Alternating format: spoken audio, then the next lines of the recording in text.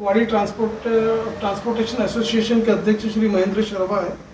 Sir, हम आपसे ये जानना चाहेंगे कि जो ट्रांसपोर्ट का जो पर्टिकुलर अभी जो चल रहा है अनलॉक 5 के अंतर्गत देखा जाए तो अभी भी मंदी का दौर कभी कम नहीं हुआ। अनलॉक के लॉकडाउन में जो दौर था आज भी देखा गया है कि उसका दौर कभी कम नहीं हुआ और आज मंदी का वातावरण है ट्रांसपोर्ट लाइन में। तो आपका क्या नज़रिया है उस बारे में? हमारा नज़रिया ये है कि आज जबकि ट्रांसपोर्ट व्यवसाय भारत की रीढ़ की हड्डी है और सबसे पहले टैक्स देने में भारत सरकार को ट्रांसपोर्ट के माध्यम से चलती है और ट्रांसपोर्टरों के साथ में सरकार अनदेखी करके उनके साथ में अन्याय बहुत कर रही है। आज लॉकडाउन के बाद में लॉकडाउन में भी काफ़ी किश्तियाँ फैल हुई, गाड़ियाँ जहाँ की तहाँ खड़ी रही, प्लस फिर गवर्नमेंट ने घोषणा की टैक्स नहीं भरना है, ये नहीं भरना है, 31 तारीख तक छूट है। उसके बावजूद वो छूट का मतलब ऐसा झूठा आश्वासन हमारे मोदी जी ले लो, चाहे परिवहन मंत्री हमारे महाराष्ट्र के नागपुर के ही हैं नितिन गडकरी जी, काफ़ी बार उनको निवेदन दिया गया। उनके पास में जब भी जाते हैं सीबीआई जांच करवाते हैं। आज हर क्षेत्र में, हर बॉर्डर पे, हर राज्य में अलग अलग कानून। पहली बात तो मोदी जी का एक नारा है कि अखंड भारत। अरे अखंड भारत है तो फिर कानून एक क्यों नहीं है हिंदुस्तान के अंदर में? आज रोड के ऊपर में जिस तरह से आरटीओ, ट्रैफिक पुलिस हर जगह, मतलब आज इस ट्रांसपोर्ट डिवीजन से कितने लेबर, ट्रांसपोर्टर, बाबू, व्यापारी का रोजगार चलता है, उसी रोजगार को आज अनदेखी सरकार जो कर रही है और नाइंसाफी जो हमारे साथ हो रही है। जबकि मुकेश अंबानी जी भी, अनिल अंबानी जी भी, बड़े बड़े व्यापारी भी पहले टैक्स नहीं देते होंगे, हम पहले टैक्स भरते हैं, उसके बावजूद रोड पे आते हैं। रोड पे आने के बाद में road tax, toll tax, RTO, traffic, हर तरह से इस व्यापार को लूटा जा रहा है और गाड़ी मालिक किस्ती भरने पे और ट्रांसपोर्ट चलाने में अभी ऐसी ऑक्सीजन आ गई है कि किसानों से भी बुरा हाल इस व्यापार का हो चुका है। और परिवहन मंत्री जी इस दर कोई अनदेखी कर रहे हैं, खाली जीआर निकाल देते हैं, कानून निकाल देते हैं, मगर कानून का दुरुपयोग ही हो रहा है। भ्रष्टाचार का नारा है, मैं बोलता हूं कि डबल भ्रष्टाचार हो गया। मैं समक्ष बोल सकता हूं, एक तरफ चोरियां, वारदात, गाड़ी वालों के साथ रोबरी हो रही है, लूट रहे हैं, डीजल चोर रात में कर रहे हैं। एक तरफ थाने में जाओ, हमारे पास स्टाफ नहीं है। जब आपके पास में स्टाफ नहीं है तो आप स्टाफ रखिए। स्टाफ रखने का एक ही मुद्दा है, एक ही तरीका है। आज जब ऑनलाइन भारत को कर दिया है, जब पेपर चेक करने के लिए ये चेक पोस्ट किसके लिए? पहली बात। और आरटीओ को रास्ते में रोड में खड़ा होकर के चेक करने की क्या आवश्यकता है बैरियर पे? जब ऑनलाइन है, आप ऑनलाइन हर चीज देख सकते हैं। वो स्टाफ को क्यों दुरुपयोग कर रही है गवर्नमेंट? आज स्टाफ उनको, ट्रैफिक पुलिस सिंगल, आज गुजरात के अंदर में मोदी जी अपने क्षेत्र के अंदर में ट्रैफिक पुलिस क्यों नहीं है? वहाँ पे चौक पे सिंगल पे कहीं नहीं मिलेगी। आज एक्सीडेंट की वारदात महाराष्ट्र, छत्तीसगढ़ जहाँ भी हो रही है, ये ट्रैफिक पुलिस की वजह से हो रही है। क्यों? कि ट्रक वालों को देखते के साथ में इस तरह के व्याप होता है, इस तरह से उठ करके दौड़ते हैं वो, तो गाड़ी वाला अनबैलेंस हो जाता है। अनबैलेंस होने से वो कार में या मोटरसाइकिल में जाके टकराएगा। एक तरफ देखा गया कि ट्रांसपोर्ट कमिश्नर एक तरह से आरोप लगाते हैं ट्रक व्यवसायियों पे, ट्रांसपोर्टरों पे कि ओवरलोडिंग गाड़ियाँ चलाते हैं और देखा गया कि फिर इसलिए हमको चालान करना पड़ता। तो ये सारी समस्या वो बताते हैं, तो उस बारे में आपका क्या कहना है? मेरा कहना है कि ओवरलोडिंग का चालान करते हैं तो फिर गडकरी जी फिर 3 टन की पासिंग क्यों बढ़ाई?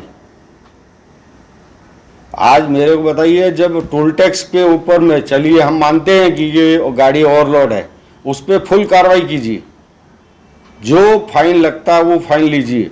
पासिंग के अलावा जो भी गाड़ी वाला लेके जाता है उस व्यापारी पे करिए ये फाइन। ट्रांसपोर्टर का और गाड़ी वाले की क्या गलती है? जब आप माल लाद दोगे, और बोलेंगे कि वे बिल निकल चुका है, हम कुछ नहीं कर सकते, तो वो टोल टैक्स पे जाता है, उसका 5 गुना वहाँ पे टोल टैक्स उससे वसूला जाता है, वहाँ फाइन वो लिया जाता है, तो वो फाइन कहाँ जा रही है? गवर्नमेंट को ही जा रही होगी ना। जब लॉकडाउन के दरमियान जो आवश्यक वस्तु की जब आपका ट्रांसपोर्टेशन शुरू था, उस समय टोल टैक्स आप लोगों को माफ किया गया था कुछ महीनों के लिए, वो लेकिन बेवकूफ बनाने वाली कहानी थी, वो बेवकूफ बनाने वाली कहानी थी और कुछ भी नहीं थी। वो 1 महीने के लिए ऐसा घुमा दिया और उसके बाद में टोल टैक्स की रेट बढ़ा दी गई। इस संदर्भ में ट्रांसपोर्ट एसोसिएशन दिल्ली के तरफ से एक निवेदन भी दिया गया था केंद्र सरकार को, ट्रांसपोर्ट मिनिस्ट्री को, कि मतलब एक आर्थिक पैकेज और ये जो समस्या है, ये जो आरटीओ ने जो टैक्सेस लगाए वो कुछ कम किया जाए, वो तो बैंक मोरेटोरियम दिया जाए। नहीं, वो कुछ नहीं है, सब टीवी पे उन्होंने बोल देते हैं।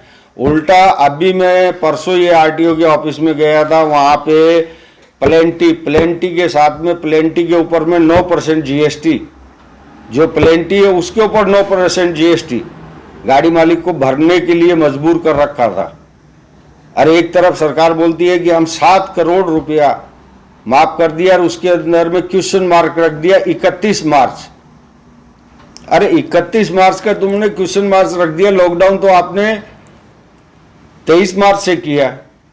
जब 23 मार्च से लॉकडाउन हो गई, ऑल ऑफिसेज बंद है, तो गाड़ी मालिक कहां पर टैक्स भरेगा?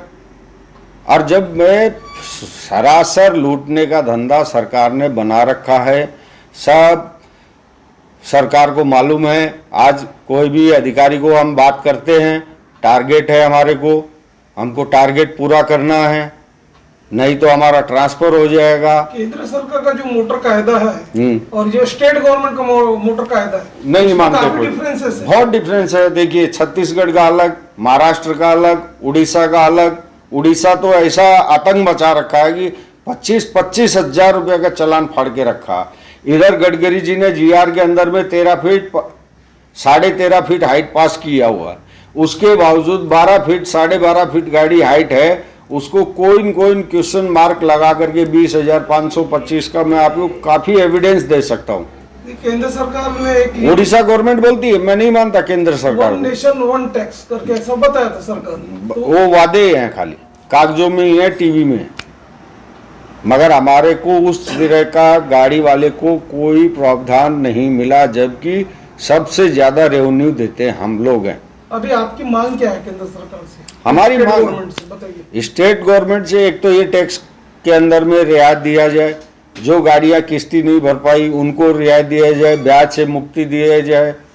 इस हालत में गाड़ी मालिक कोई भी, चाहे मैं क्यों ना हो, जो वो नहीं भर पाएगा।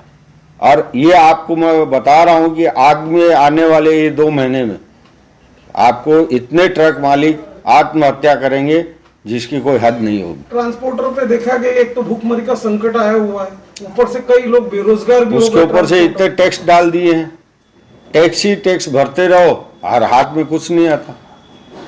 आगे चल के आप ट्रांसपोर्ट एसोसिएशन के अध्यक्ष हो नागपुर के वाड़ी के, तो आपके आगे चल के क्या रणनीति रहेगी? हमारी रणनीति अभी अगले हफ्ते जहाँ तक है, हम लोग फिर एक बार परिवहन मंत्री से मिलने की कोशिश करेंगे, उनको निवेदन देंगे, अवगत कराएंगे। वैसे तो काफ़ी बार करवा चुका है, उनसे कुछ छुपा नहीं है, क्योंकि उनके नाक के नीचे ही यहाँ लूटमार चालू।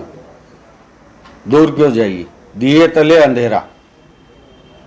क्या गडकरी जी यहाँ रोड से क्रॉस नहीं होते?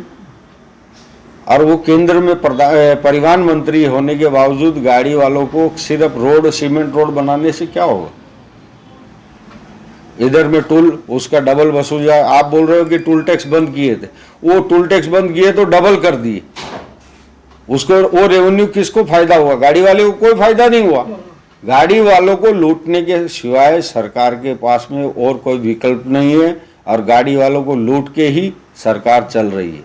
आगे चल के आपको कोई त्रिपुरा आंदोलन, चक्का जाम है, संभावना है। अभी दिल्ली से हमारी बातचीत चालू है, और ऑल इंडिया ट्रांसपोर्ट कांग्रेस से मित्तल जी से भी हमारी बात हुई थी।